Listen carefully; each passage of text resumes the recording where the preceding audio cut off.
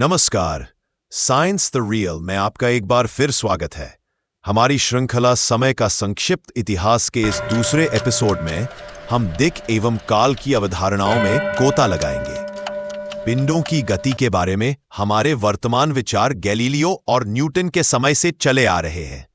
उनसे पहले लोग अरस्तु के इस कथन में विश्वास करते थे कि किसी भी पिंड की प्राकृतिक अवस्था विरामावस्था होती है। कहा जाता है कि पीसा की झुकी हुई मीनार से विभिन्न भार की वस्तुओं को गिराकर गैलीलियो ने यह प्रदर्शित किया था कि अरस्तु का विश्वास असत्य था।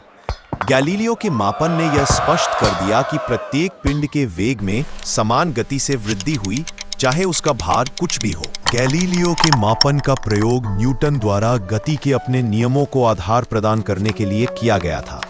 सन 1687 में प्रकाशित न्यूटन की प्रिंसिपिया मैथमेटिका में यह विचार सबसे पहले स्पष्ट रूप से व्यक्त किया गया था।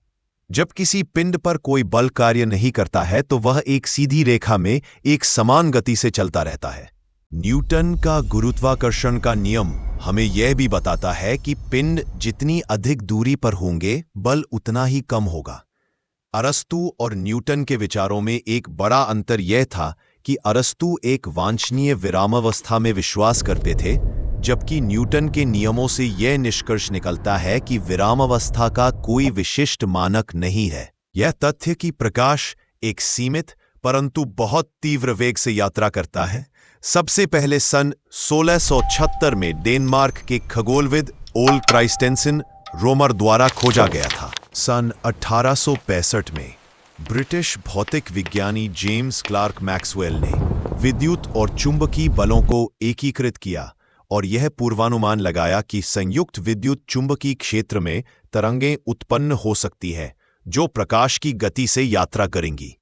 सन 1888 में अल्बर्ट माइकलसन तथा एडवर्ड मोरले ने अपने प्रसिद्ध प्रयोग में पाया कि प्रकाश का वेग सभी प्रेक्षकों के लिए समान था, चाहे उनकी गति कुछ भी हो। इसी आधार पर सापेक्षता के सिद्धांत का जन्म हुआ, जिसका आधारभूत तत्व यह था कि विज्ञान के नियम सभी स्वतंत्र रूप से गतिमान प्रेक्षकों के लिए एक से होने चाहिए। सापेक्षता के सिद्धांत ने दिक् और काल के संबंध में हमारे विचारों में आमूल परिवर्तन किया और निरपेक्ष काल एब्सोल्यूट टाइम के विचार को समाप्त कर दिया।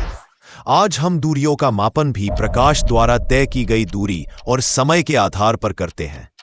वस्तुतः मीटर को अब प्रकाश द्वारा एक सेकंड के एक बहुत छोटे हिस्से में तय की गई दूरी के रूप में परिभाषित किया जाता है।